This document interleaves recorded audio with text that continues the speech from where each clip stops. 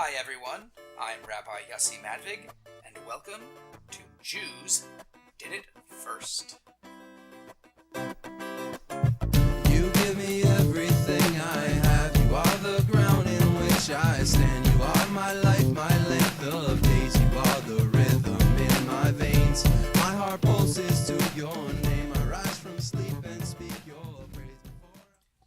Since this is only my second episode, I want to remind everyone that if this is your first time listening, please check out the 10-minute introduction episode for all of my intros and disclaimers. It'll help put things into context for you. So, on with the show.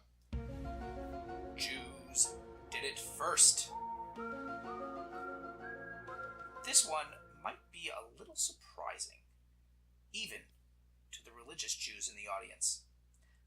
I know I was pretty shocked when I discovered it and found it fascinating.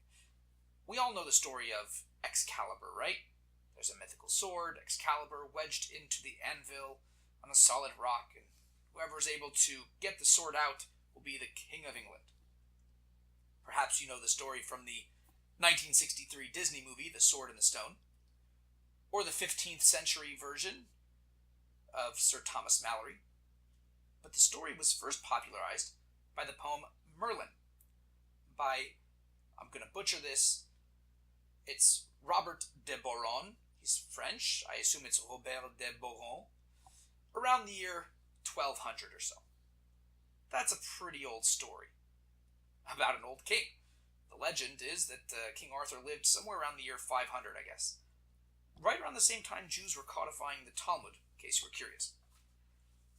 An interesting story that caught my attention was also that of a Norse legend based on events of the same time period about a sword that could cut an anvil being lodged in a tree.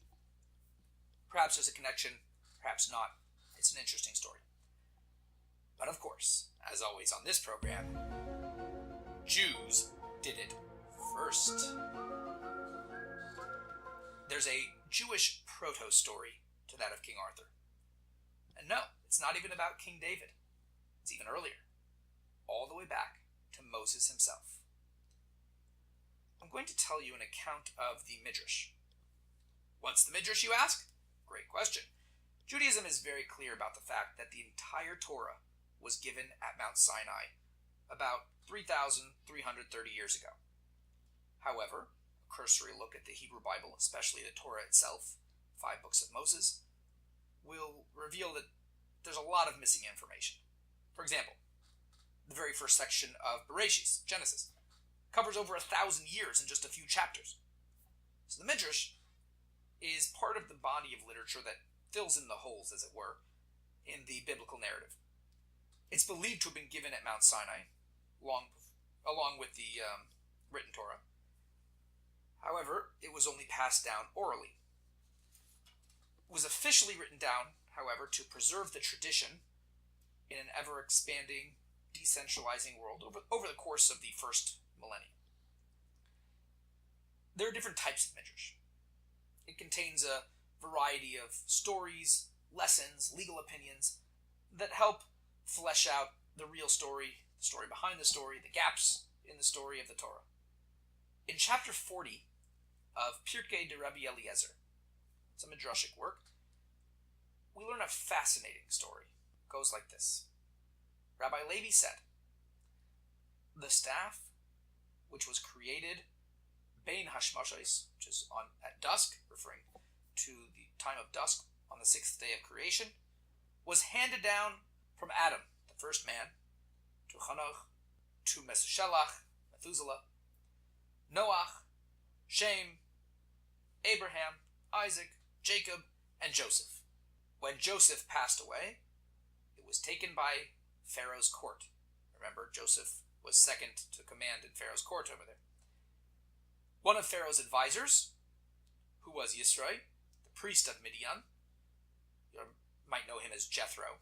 He became the father-in-law of Moses. He saw the letters engraved on the staff that had been taken from Joseph and realized that it was very special indeed. When he fled from Pharaoh, and this was because he didn't support the whole idea of oppressing the Jewish people and making them into slaves, So therefore he got kicked out.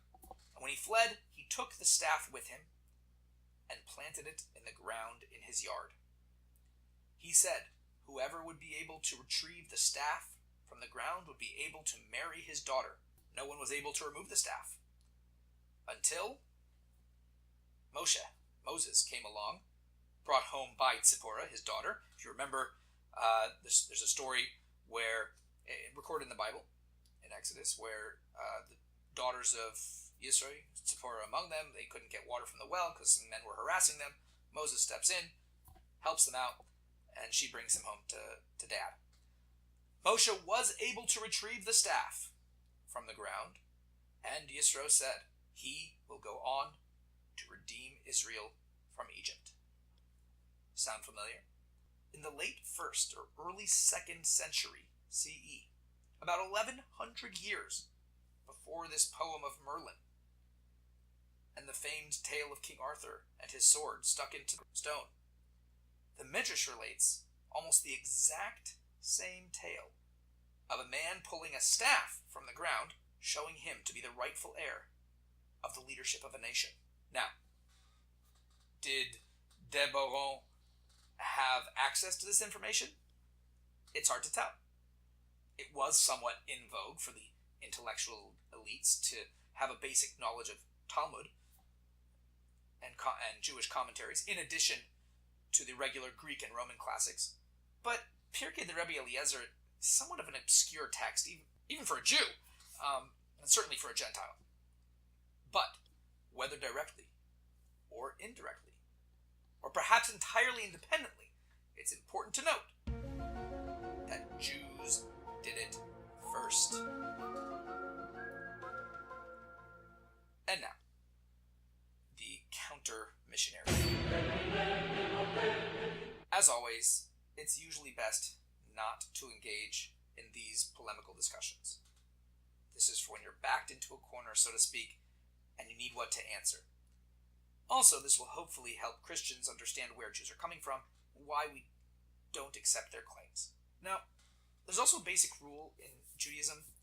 We don't typically say the name of the gods of other religions if they're still active religions, especially. Not some random religion that fell out, doesn't exist anymore, nobody's practicing it, but something like Christianity, which is still a very active religion, it's customary not to say the name of their gods. But not to say the name of the main character, so to speak, in this whole segment's a bit awkward. So therefore, I'm gonna split the baby, as it were, and I'll be referring to him by the Spanish name of Jesus, and I figure that's different enough from our common usage, but also not too confusing, clearly recognizable to whom I'm referring. Now, we last left our story in Isaiah 53, the sacred cow of Christian proof texts for their messianic claims. Last week, we discussed the context of the passage and determined that, in general, it's the astonished kings of the world's description of the lowly, despised Jewish nation being elevated and glorified by God in the Messianic era. For details on this, and a full reading of Isaiah 53's 12 verses, you can go and listen to last week's episode, The Golden Rule. Today, we'll begin to analyze the particulars of the text to see if they validate Christian claims. Spoiler alert, not so much. So now that we understand the context of the passage, that is, the shock and amazement of the Gentile nations upon seeing the servant, Israel, the Jewish nation, redeemed by God and exonerated as truly righteous, the whole passage falls into place. I certainly don't need to go into depth on the idea of the despised view of the Jews in the world. You just look at the BDS movements on college campuses, anti-Semitism in Europe and elsewhere, the mainstream media's coverage of the Middle East. But there's more. I mentioned last week that Christians argue that since it uses the singular, it must be talking about an individual. And of course they jump to, it must be Jesus.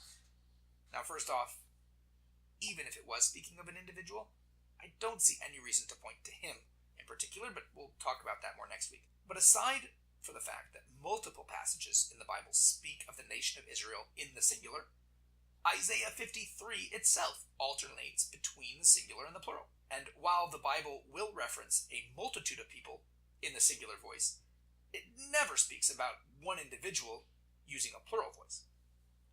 So, some examples. And this is where a little knowledge of Hebrew really comes in handy. The majority of Isaiah 53 does refer to the servant in the singular. That's true. But there are a few key parts that blow a huge hole in the Christian argument. The most blatant is in verse 8.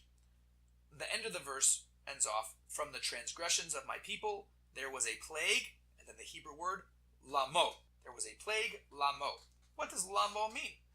More importantly, how is it translated other times it's used?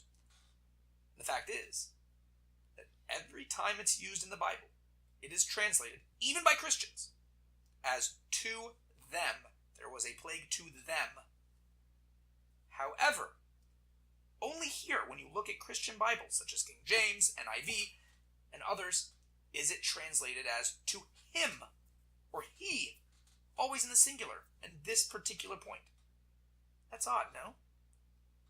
Why is it different here? The answer is they're trying to push a narrative that the suffering servant isn't Israel, but it's Jesus. And if the facts don't fit that narrative, well, then to hell with the facts. Another example is in the very next verse, verse 9, which reads, "He gave his grave to the wicked, and to the wealthy, b'motav." Now, Christians translate b'motav as in his death. However, to say that, you would have to have a different vowel structure over there. But motav means his deaths, plural. How many times did Jesus die? Or was there more than one of him? But there are multiple Jews who died at the hands of their non-Jewish oppressors. But with the word lamo and b'motav, Christian translators deliberately alter the text to fit their agenda. I would like to point out that some of the Christian study Bibles do make some corrections in translation and identify the servant as Israel. They usually have other problems, but it's a step in the right direction. Okay, let's end with a short inspirational message. We could use it from this week's Torah portion, Lech Lecha. It's such an amazing parsha. There's so much in it. One lesson that we learn is from Abraham's travels. At the age of 75, after following God his whole life, God finally speaks to him. He asks him to leave his land and his father's house, go to the land of Canaan, of Israel. But then, when he gets there, there's a famine, and he has to go to Egypt for food. This was to test him, to see if he would complain that he followed what God wants, and now there's trouble, there's problems. Of course, Abraham passed with flying colors. And all too often, we feel like if we're doing the right things and listening to God, then why is he making it so hard? Doesn't he want us to succeed? Isn't there some kind of reprieve for following him? The answer is that of course he wants us to succeed. And no, there are no special breaks.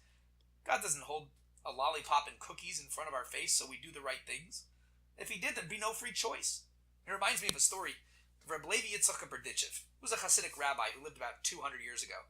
He was famous for arguing with God, so to speak, on behalf of the Jewish people. The story goes that one time he told God, "You put all the forbidden desires of this world, all the impurity, hell, so to speak, this you put in front of our faces. And heaven, holiness, that you put in the books for us to learn about. Why don't you put heaven in front of our faces and hell in the books and just see what your people choose?" Look, guys, life is tough. We have difficult choices to make, and they don't always work out the way we want. But Abraham teaches us that you follow God no matter what, even when it seems like it's unfair and it comes with hardship. In the end, we know that it's right and just, and that's why we do it. Well, that's it for this week. As usual, there's definitely more to what I mentioned today, so feel free to continue the conversation with me at Oswego Rabbi on Twitter, or you can email me at rabbi@jewishoswego.org, or go to the Facebook page, Jews Did It First.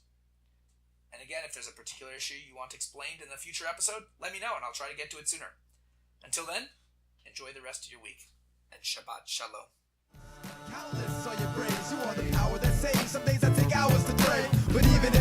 were sweet and lips graceful, I would